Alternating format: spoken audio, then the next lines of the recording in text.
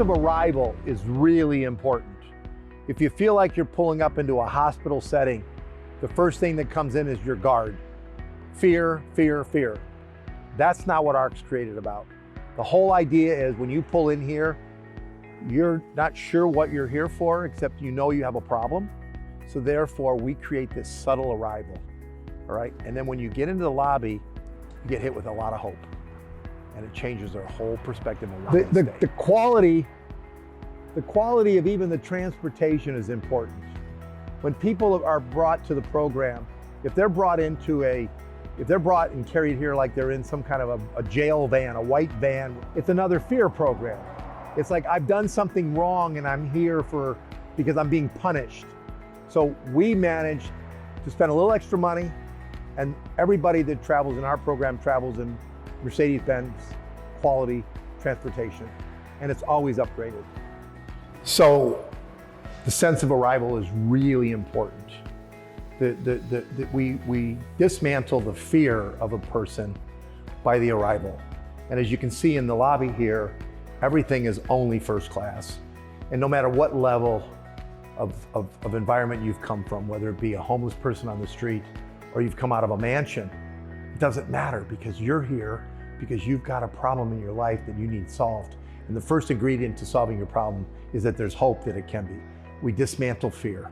That's a very important thing. The second thing we do is we plug in love with the staff.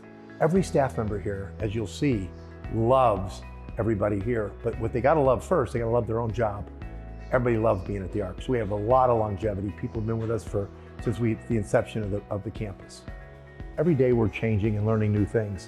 One of the things that's very important is in the arrival is also, what do they get? So we give everybody a little gift bag. They get a Otis Spunkmeyer cookie, they get a water, they get some chocolates, all the things that you would not normally see in walking into a typical rehabilitation center. All right, so that's all part of the dismantling of the fear. And the vision that we had when we did this was that so many people fail.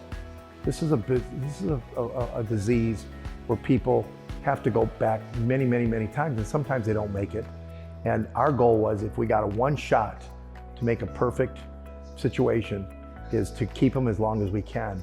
And that's not just because we want to benefit the profitability of the organization, but it's to make a major change in their life. And it takes 90 days to change a habit.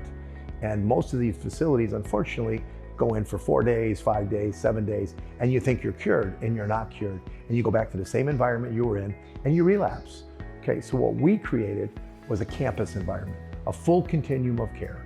And what that basically means is that somebody can come here and start out, as I call it, as a freshman in the medical detoxification space. They're there for 3 or 4 days, very comfortable environment. We take away from all the stress and the pain for going through medical detox. Then they can see their next step, where they actually look out and they can see the residential. They can see people that have crossed over the line who are now in the next residential phase of the business, which I call your sophomore years of college, basically. And that's where they're playing ping pong and they're video game, they're playing air hockey, and they're having lunch on the patio, and they're setting up to go to their next class. And there's the hustle and bustle, just like if you're at a college campus anywhere in the country. Right? And so that's about a 30-day stint in most cases. So when they get to the intensive outpatient leg of their journey, basically, is they're now in a program where they get the opportunity to spend anywhere from 45 to 60 days, depending on what their insurance coverage allows, or if they have the ability to pay. And if they don't have the ability to pay, we have finance programs available. We want to take every roadblock possible out of your recovery, all right? And by doing that, we continually throw the word hope and love and care, and we get rid of the roadblocks. So there is no excuses at this point. Now it's your decision. Either you're ready or you're not ready. And if you're not ready, there's nothing else we can do. Everybody has the ability to control their own destiny. The other beauty here is what you find is you start to learn about yourself. And in most instances, people think that they've got drugs and that's their problem, or alcohol is their problem. It's not that at all. It's about themselves. It's not knowing who they were. Maybe they weren't educated as a child. Maybe they came through a dysfunctional family. Maybe they came from a broken family. Maybe they ended up in a situation where they were bullied in school. They have a lot of hidden demons, and our goal, like Ghostbusters, is to release those demons so we can put those out of their life and actually give them a healthy life. There's nobody that comes here that can't succeed. This isn't something when you leave the ARC, oh my gosh, what am I gonna do now? I'm lost. We're with you forever. We're gonna be that bad penny in your life that just keeps turning up. And whenever you need us, we'll be there for you 24/7. That's the beauty, we're a 24/7 organization. This program isn't limited to just people with money. This program has been built around people that don't even have money. If you're a homeless person and you're struggling and you want to make a change in your life, you can come here. If you're a lawyer or a doctor or a professional and you're struggling, you can come here. If you've had a relationship problem, or you've had a death in your family, or you've had financial destitute, all those ingredients create the addiction problem you have today. We can fix them. We feel very strong about how we fix people's lives at this point. So we call it a life-changing experience. The campus basically means that you've got everything under one roof. Everything's under one canopy. So you walk from every different phase of your recovery and you never leave the property.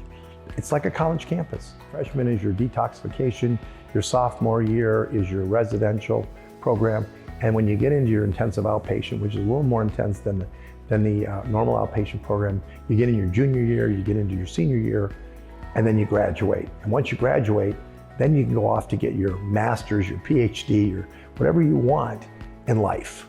And that's our goal. It's a complete evolutionary turn in your life.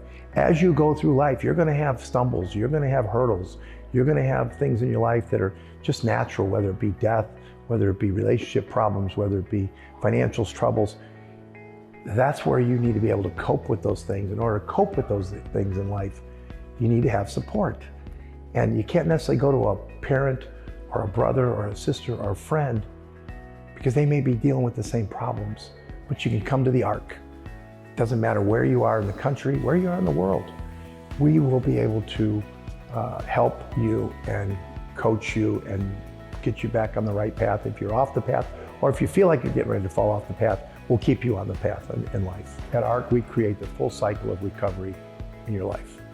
As we start our journey through the campus, the important part is that not only does the future patient, have to have the hope and the barrier broke down of fear, but so do their loved ones, whether it be a husband or a wife or a girlfriend or a family or a mom or a dad. We bring them out here onto this patio. It's a very nice place. It's got nice soothing music. We can sit and we can discuss their future and what they're going to do in order to come through the program successfully. So the other thing that's very important about this is that we also cater to the people who have either lost their kids to DES or to the state. And we many times have their DES officers come to the program here and sit with the family members that have been in the program, and we've rebuilt the family. The kids can play in the area here while the parents explain to their DES agent why they feel they're ready to have their children back and start to live a normal life. Everything is just continually taking the barrier of fear down, and instilling hope. Therefore, we create very comfortable environments, whether it be the seating arrangements, whether it be the water, whether it be the music, one of the other things we've done here that's interesting is we start to, they're not in bloom as of today, but this is a rose garden throughout the summer and the spring. And that's a very, very relaxing atmosphere for them to be in. We started to create these box gardens. When you're going through recovery, one of the biggest problems people have is making decisions. And by being able to coach them along as simple as planting a flower and watching it grow for the next 45 or 60 days is a big accomplishment. It gives them hope that they have the ability to be successful in the program.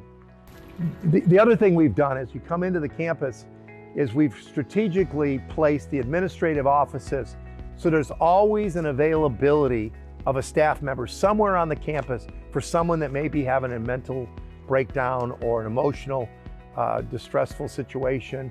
They may have came out of a therapy program and that we hit a nerve, and it's like coming out in the dentist's office and your Novocaine starts to wear off and you feel the pain and you start to panic. So what we've done is we've created an administrative environment where, whether it be the employee break room or it be corporate offices or it be HR, or you have a maintenance person here that's maybe maintaining the box gardens that we built. All these were built by patients on the campus as well. So they can stop anywhere on the campus at any time and have an opportunity to talk to someone that can give them some hope or relief of potential fear. So as we move down the corridors, the beauty of the campus, as I said, is it's all connected. But when they built it, they probably never thought that it would be such a life-changing experience for people that come here. So we have the female on one side, we have the male on the other side. They interact with each other. One of the biggest challenges in recovery is dealing with co-ed situations.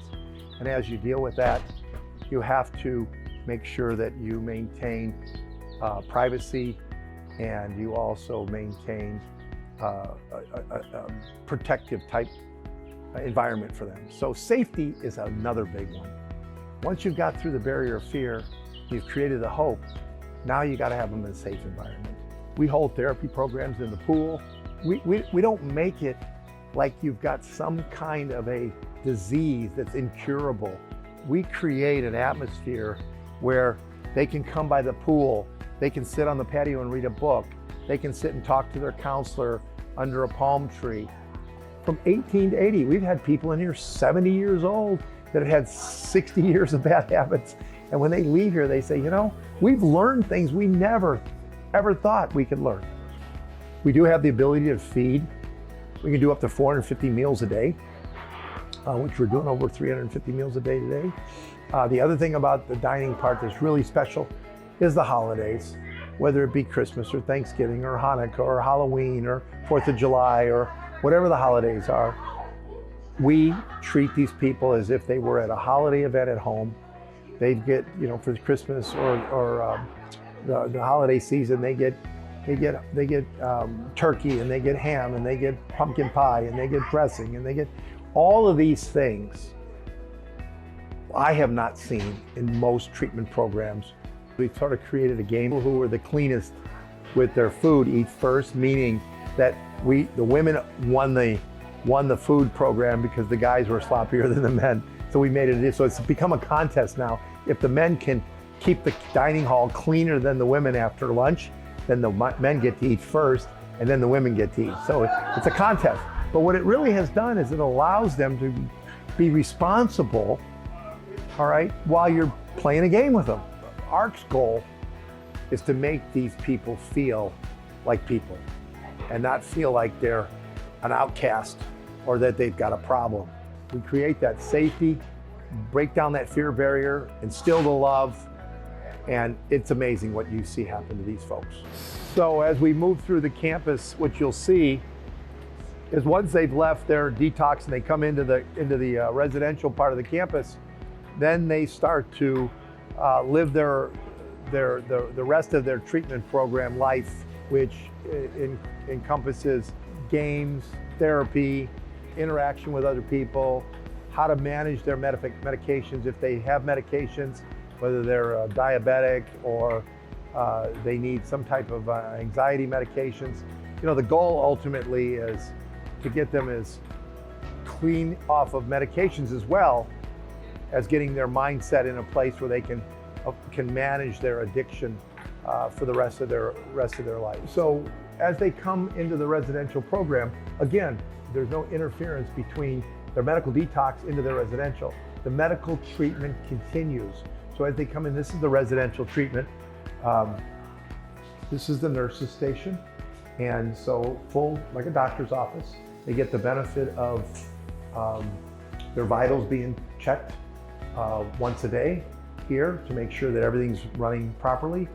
And we have nurses on 24/7. As you can see, we have a nurse's station here with a full pharmacy effect. And their scheduled times when they do get their medications. and we make sure they stay on those schedules to avoid any kind of mental breakdowns they may have while they're going through this process. The thing that I think is interesting, and the comment we get from many of the people that come through our program, is the fact that, wow, I can't believe that going through treatment is so easy, so simple. And that's because we create that for them.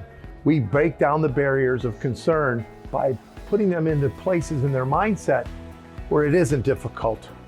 We keep it simple. By keeping it simple, we create success. When you're trying to build a program that covers everything that they would normally have in their daily life, but yet give them a perk. So one of the perks we've done in the past, or we do consistently, we do their laundry for them twice a week. We pick their laundry up in their room in a bag. It's got their name on it. The laundry is done in our laundry facility. And then it's brought back and it's folded up and laid on their bed, or it's hung in their closet. So when they get ready to go to a group, they're not in a dirty t-shirt or dirty shorts. They feel like they're, in a wrinkled shirt. We actually do those things, which really is something that in the industry, everybody would say, oh, well, they should learn to do their own laundry. Right now, they're at a critical point in their life where some of these benefits help them focus on the things that are really important, which is the mental behavioral struggles they're dealing with. We try to take all the barriers out of recovery. That's the success. ARC takes all the barriers out of recovery. One of the things that makes this program work well is having the proper facility maintenance people that can manage it. And Victor here has been with me since the day we started the program. He was here when they ran it as a hotel. And for him to switch over and actually become the facility director for the campus has been quite an exciting experience for you. You've been with us now, what, 3 years, right? 3.5 years. 3.5 years. So it actually gave Victor an opportunity to grow in his own personal life with the responsibility of a staff and learning how these patients react to how we take care of them, right? What have you seen that we do here that you think has created the excitement for people to want to recover? I think our entire team is just, they care, and they're just willing to go extra mile to go the extra mile for the clients, and that make them comfortable and feel at home. And they feel safe. Definitely. Yeah. Whenever I see someone come through the program and I see the steps they took and the success they had, it's just a great feeling, and it's unexplainable how it makes you feel. And we've had to have Victor do crazy things like go gather rocks for the art class, and it's like, or we need you to do this, Victor, or we need you to do that, or run and get more shampoo for the salon, or whatever it may be. And having those things at the most intricate time that we're doing something is so important. So that's one of the reasons why I love Victor's been responsible in the building of the ramadas that we've built here for people. He's been responsible. He's had to be a farmer in the box garden. He's had to learn how to grow vegetables. People here learn to create new friendships. And when they create these new friendships, they're like a fraternity or sorority, and they've got a brother or a sister now for life. And it creates this real true college campus kind of effect. And here's the other thing we found, is that when we start to add all these various different programs, what we're finding is the people that are here have the skills. So we started to build the ramadas, and we found people that were licensed electricians and licensed framing contractors, and they have construction experience, or we wanted to pour a slab and they came up and said, can you help us pour the concrete for our new barbecue? And Victor would say, well, do you have any experience? And he'd say, well, I had a crew and I ran 25 guys. Did that qualify me? And it's amazing what we've had. We've had first responders in here, all right, that have been paramedics who've actually came through our program. We've had police officers through here. We're very discreet on how we manage that situation. They're sort of quasi in disguise, but we've had those kind of people. We've had lawyers in the program. We've had judges' kids in the program. Airplane mechanics in the program. We had an airplane mechanic or baggage person out of JFK that came to us who had 9 DUIs. He had been through every program on the East Coast and Florida that he could be through. He was looking at prison time. They sent him to us. He was with us for 75 days. He's been sober now over 2 years. He's got his family back, he's got his job back, and he does nothing now but give back. Stephanie happens to be our clinical director, and what's very interesting about this is she came through the criminal justice system, and she's made a major impact. But there's one story that's very interesting that sticks with me, and the fact that if you'll see here, she's got murals on her wall, and on the murals, people have created leaves, and with those leaves, they put their name on them. This mural was created by a guy who came into our program was a cerebral palsy in a wheelchair. And he came through our program and he was battling with pain addiction and drugs. Last week, he's been sober for almost a year and a half. Last week, he ran the marathon. He's out of his wheelchair. He's been sober. He's back painting again. His life is back. It's actually better than it was, because when he got diagnosed as a child with cerebral palsy, he's been in a wheelchair. We took him out of his chair and actually put him on crutches, and he ran a marathon. So if people like that can do it, anybody can do it. And so that's what's sort of unique about Stephanie's office here. Patrice is a special therapist of ours. Patrice has an emotional support animal, a big full-grown poodle that she brings to the program. He's the talk of the campus. And she has her style. And what we've done here is we've mixed up therapists are a whole group of people that all have their own different personality. And if one therapist doesn't work for somebody, we put them with another one, until we find the actual therapist that truly has hit the nerve of what the real problem, to the root of the problem. This is a very special place as well.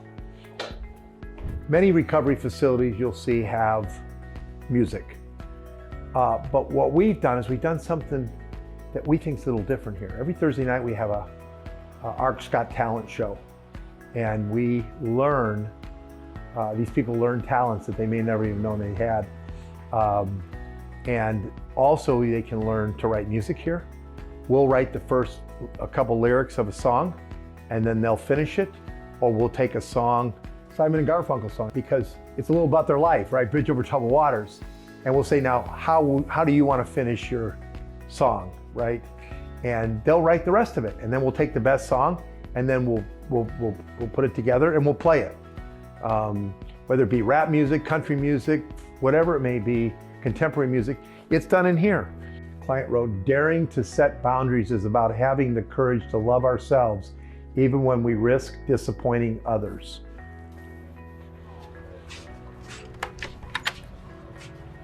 This is one of our group rooms. These are big. This is an arts and crafts room. We have an arts and crafts therapist and a recreational therapist. And it's interesting because people would think arts and crafts and recovery, how do they mix? I'll tell you one story. So we had an attorney, 7-digit a year guy, very well-known firm in Phoenix.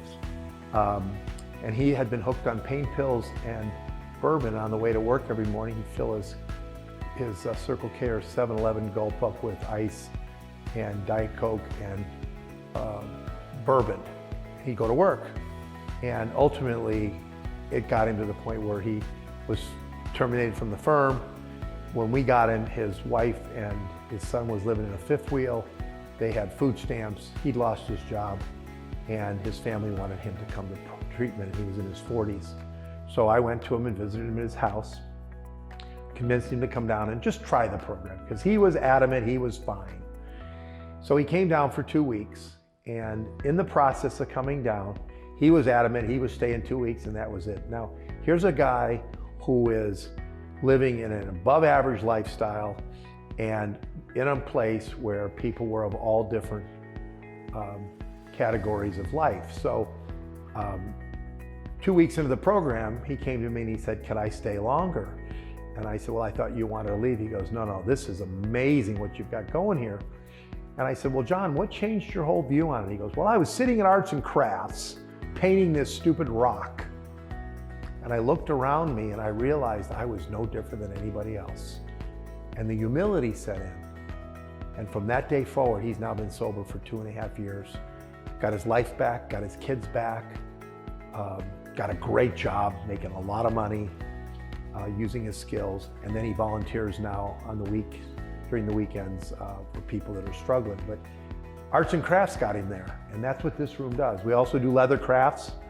We've actually turned leather crafts into a career building opportunity for people that want to have their own job. Not everybody is built to have an employer, and many people want to be self-employed, but they don't know how to get started. So what we do here is we actually find a career path that they're looking for, and we build a business around that path. We build a website for them, we build them a business plan, and we start out. And it's endless. The opportunities are endless, and these people don't even know sometimes. So we have to pull this out of them and teach them how to live a good, solid, strong life. So this is our salon. One of the things that we decided was, if you look good, you got to feel good. And so we created this thing called Makeover by Arc, which is where they can come. It doesn't cost anything, and they can get manicures and pedicures and facials and their hair colored, their hair cut and their beards trimmed, et cetera, et cetera. And we wanted to try it. It was experimental. Well, we have it here every Sunday, and now it's standing room only. It's done by a social worker who's a cosmetologist, and they love it. And so many stories have been told. There's a lot of deep, dark secrets that come out in this salon.